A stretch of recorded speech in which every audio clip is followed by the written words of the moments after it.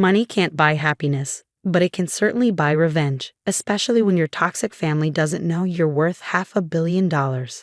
I learned that lesson the hard way last month when my own sister and parents tried to destroy my career, not realizing they were actually attacking the company's owner.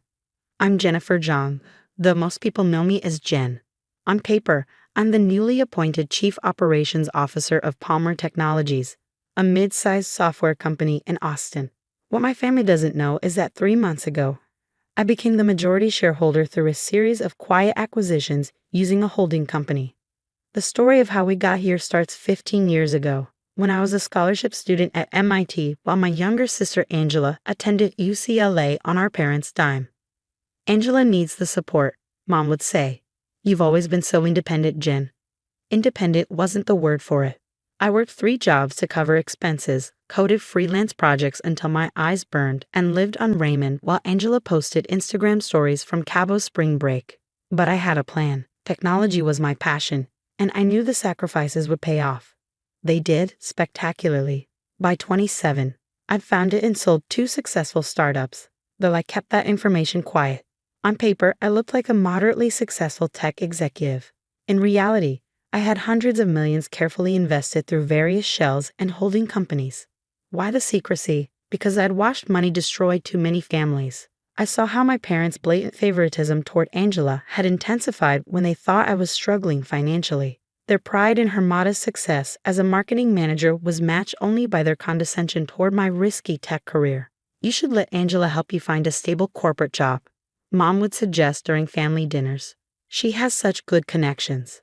I let them believe what they wanted. Let them think I needed their approval, their connections, their validation. Meanwhile, I was building something bigger than they could imagine. 3 months ago, I orchestrated my masterpiece, the quiet acquisition of Palmer Technologies, where I've been working as a VP for the past year. The company was undervalued but had incredible potential.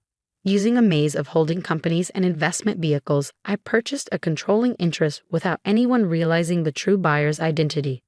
The board appointed me COO as part of the transition, not realizing they were actually hiring their new owner. I took the role because I genuinely loved the company and wanted to help lead its transformation from the inside. Angela's reaction to my promotion was predictable. "Must be nice to finally catch a break," she said during our monthly family dinner. "Though I hope you're not in over your head. Corporate leadership is very different from just writing code." Mom and Dad exchanged concerned looks. "Maybe Angela could mentor you," Mom suggested. "She's been in corporate management for years." I bit back a laugh, thinking about the acquisition documents sitting in my safe. "I'll keep that in mind." But Angela wasn't content with condescension. My promotion had disrupted her carefully maintained narrative of superiority. She'd always been the successful one, the daughter with the prestigious corporate career, while I was just the nerdy coder who couldn't climb the ladder. The first sign of trouble came when Angela began showing up at Palmer Technologies for lunch with mid-level managers, casually gathering information about my role and responsibilities. I watched through my office window as she charmed her way through the departments, playing the concerned sister worried about my ability to handle such a big job. Then came the anonymous emails to HR, suggesting I had faked my credentials. Those were easily disproven, but the intent was clear. Someone was trying to undermine me. "I'm just looking out for you," Angela said sweetly when I confronted her. "Everyone knows tech companies promote women too quickly these days because of diversity quotas. I'd hate to see you fail publicly." I let her play her games, curious to see how far she would go.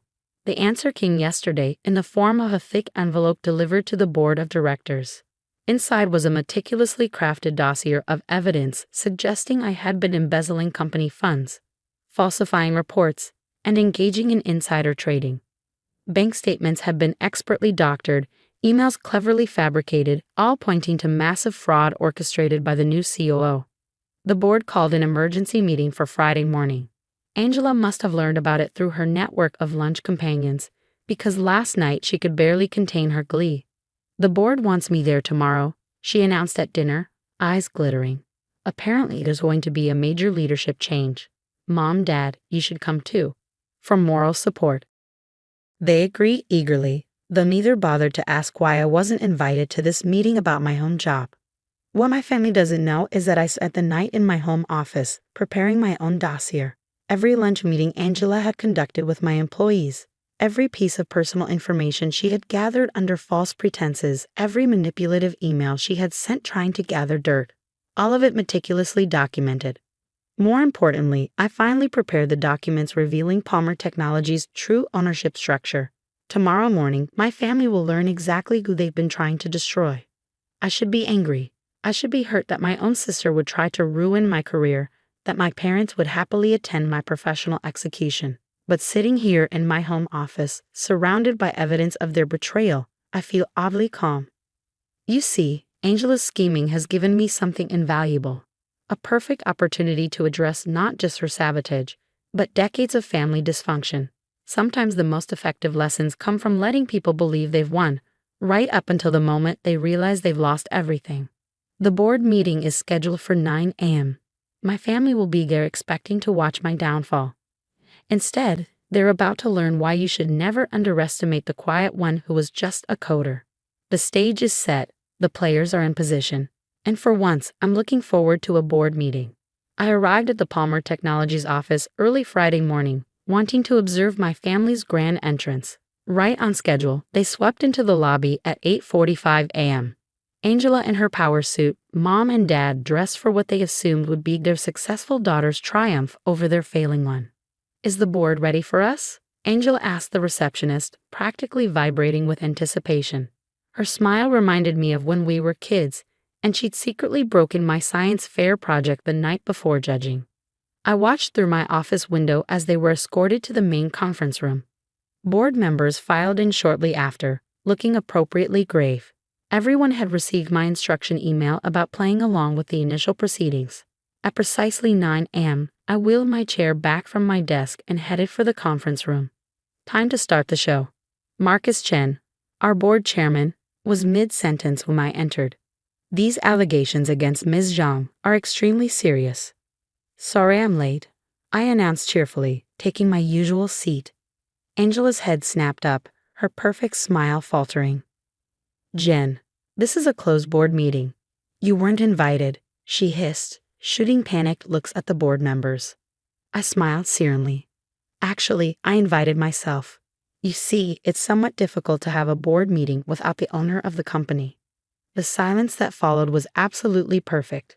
Angela's mouth opened and closed like a fish out of water. Mom's carefully styled hair seemed to deflate along with her smug expression. Dad's face turned an interesting shade of purple. "What are you talking about?" Angela finally managed. "Palmer Technologies is owned by shareholders. It's a public company." "Correction," I said, nodding to my assistant who began distributing folders to everyone present. Palmer Technologies was a public company until 3 months ago, when it was purchased by Zhang Innovations Holdings. Would you like to guess who owns that? I watched realization dawn on the board members' faces as they reviewed the documents. Many of them had wondered about the recent buyout, but hadn't known the identity of their new owner. "This is ridiculous," Angela sputtered. "You can't afford? You're just a coder?" I finished for her. "Yes, you've mentioned that. Repeatedly. Along with many other things, actually. Sharon, could you play the recordings, please?" My assistant activated the conference room's audio system. Angela's voice filled the room. "Look, between us, my sister's not qualified for this position. I'm worried she'll embarrass the company. Have you noticed any unusual transactions in her department?" Recording after recording played. Every lunch meeting, every manipulative conversation, every attempt to gather dirt on me. Angela sank lower in her chair as her careful scheme unraveled. "And then there's this," I continued, holding up the envelope she'd sent to the board. "Falsified evidence of financial crimes, forged documents, attempted corporate sabotage. Tell me, Angela, did you really think no one would verify these allegations before acting on them?" "I was trying to protect the company," she burst out. "You're not qualified for this role. You've never been the successful one, the smart one. I'm the one who deserves to be exposed for corporate espionage." I finished quietly, to be reported to the SEC for attempting to manipulate stock prices with false allegations. To lose your own job when your employer learns about your actions. The blood drained from her face. Mom finally found her voice. "Surely you wouldn't do that to your own sister. Like she wouldn't try to destroy my career?" I turned to face my parents. Like you wouldn't come here to watch it happen. We were just supporting Angela. Dad protested weakly. She said you were in trouble. No, I cut him off. You were doing what you've always done. Assuming Angela knows best, that she has my interests at heart, that her success somehow makes her more worthy of support and respect. I stood up, addressing the board. I apologize for the theatrical nature of this meeting, but I needed everyone to understand exactly what we're dealing with. Ms. Zhang, Angela, has committed several serious crimes in her attempt to sabotage my position here. Her actions have exposed this company to potential legal and regulatory risks. Marcus Chen cleared his throat. What would you like us to do, Ms. Zhang? I sat back down, folding my hands on the table. First, I want it on record that the board has reviewed and dismissed all allegations against me as categorically false.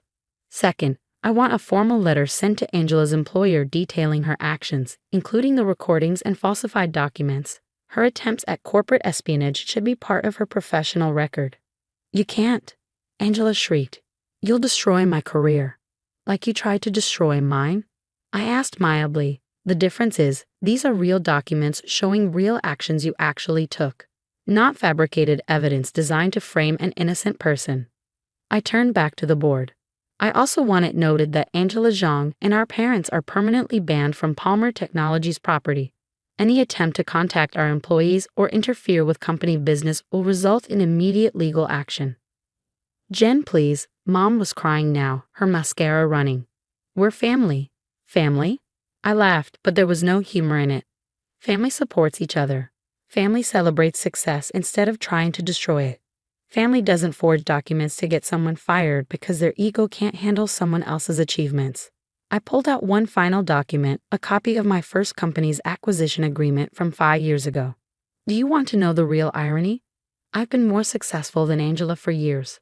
I sold my first company for $50 million when I was 27. My second sold for $180 million 2 years later.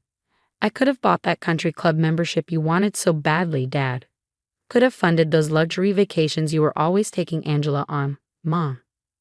They stared at the document, at the numbers that shattered their carefully maintained family mythology.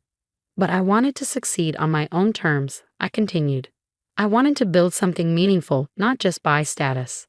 I kept my wealth quiet because I wanted to see who would support me when they thought I was struggling.